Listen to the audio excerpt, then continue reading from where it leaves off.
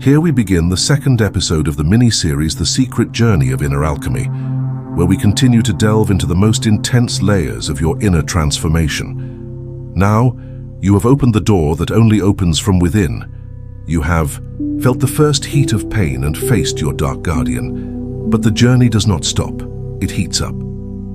Here, each episode is an invitation to look within, unravel mysteries of the soul, understand the universal laws that govern your life, and learn to transmute your pain into light. All of this with stories that touch the soul. Reflections that make you pause and feel, and that feeling that something greater is revealing itself. So before you settle in, take a moment to like the video and subscribe to the channel, but only if you really feel that this space speaks to you. Now turn off the lights and let's navigate together this first part of your inner awakening. You are before the sacred fire of consciousness, a fire that does not burn the skin, but that burns in the essence. It is here that all the raw material of your soul begins to purify itself, and not everything in you will resist this heat. This is the moment of the great test, where masks, limiting beliefs, and old patterns begin to melt away like ashes in the wind. It is common that when submitting to this inner flame, you experience resistance. The mind rebels, the ego cries, security begs for mercy. But here is the secret. Resistance is only a superficial layer of what needs to be consumed. Just as gold needs to pass through fire to become pure, your essence reveals itself as you let the heat do its work. You are not alone in this furnace. Many spiritual masters, from ancient alchemists to Hindu yogis, speak of the importance of this inner fire. It is the agent that burns away impurities, making the soul blossom in its most luminous form. An eccentric curiosity, they say that the fire of Agni in Hindu mythology is the mediator between the divine and the human, purifying everything it touches. You can think of this as a living metaphor for your own transformation. Now allow yourself to feel this warmth, not as a threat, but as an invitation. The invitation to let go of what no longer serves, to embrace change without attachment, to let the sacred fire of awareness rewrite your inner map. And if the mind tries to escape, gently bring it back. Feel the warmth as a firm embrace from life saying, you are ready to be reborn. Not everything in you will survive, and that is liberating. It is the first step to emerging lighter, freer, more you. You are there suspended, between what has been and what will be, and something changes inside you. The mental clock loses its power, and time ceases to have its usual dominance.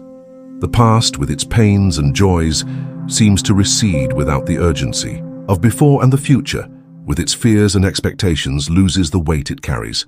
In this boundless space, you find the eternity of the now, a full instant where all your attention is focused on what really matters.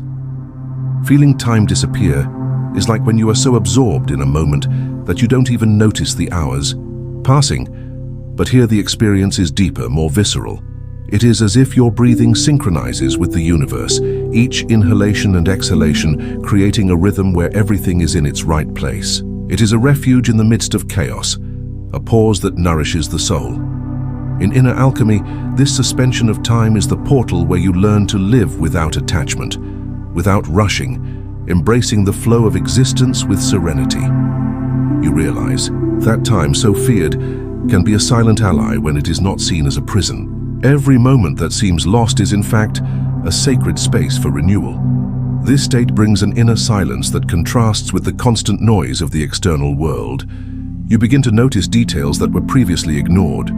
The soft touch of the wind on your skin, the distant sound of a bird, the warmth of the sun filtering through the leaves.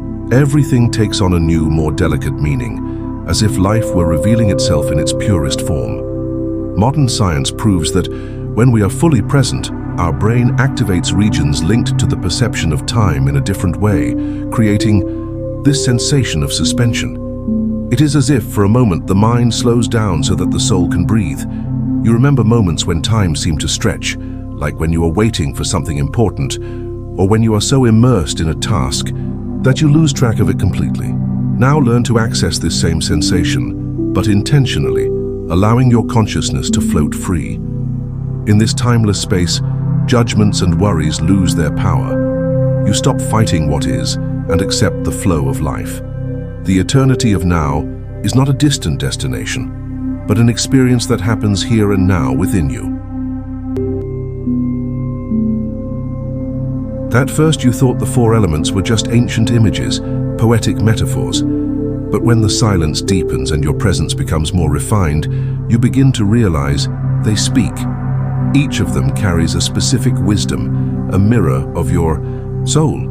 The earth speaks when everything inside you asks for stability. When your body yearns for rest, for roots, for nourishment, and you realize how much you have lived disconnected from your own feet. The weight of matter is not punishment, it is ground. The earth teaches limits, teaches restraint, teaches you to hold on to what is sacred. It is in the body that you anchor your soul. Each food, each touch, each step is a ritual of reconnection.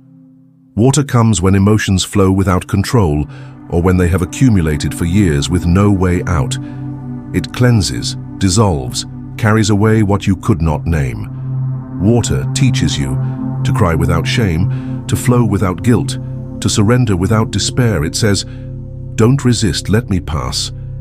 And when you allow it, it finds the way. Within you, there are rivers that have long been crying out for release. The fire speaks. Differently, it screams. It burns away excess, consumes the ego, demands total surrender. Not everything you have built survives the fire, but what is true remains. It is in the heat of frustration, anger, and misunderstood passion that you learn to recognize what truly pulses.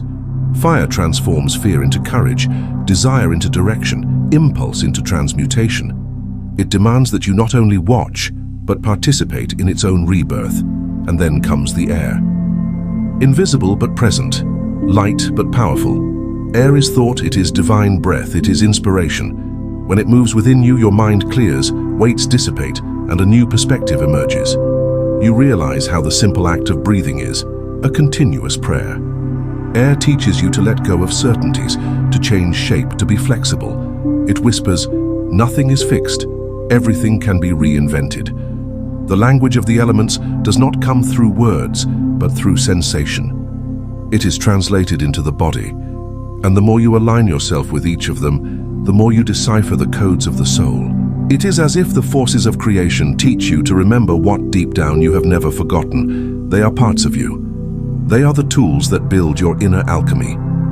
Each challenge in life is a summons.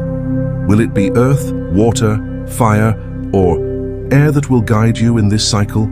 The secret is to listen, to feel, to allow nature outside to reveal what pulses within. The language of the elements is not a distant metaphor. It is the alphabet with which God whispers on your skin. At first, they seemed like opposing forces at war. The doing that overcame the feeling, the action that suffocated the intuition, the impulse that did not know how to wait, and the waiting that was afraid to move. But there was a point of exhaustion, a point where fighting internally no longer made sense. And it is at this very threshold that the sacred marriage begins. The feminine in you, sensitive, receptive, profound, begins to be honored. It stops being treated as weakness and starts to be recognized as an oracle. It teaches you to listen before deciding, to welcome before acting.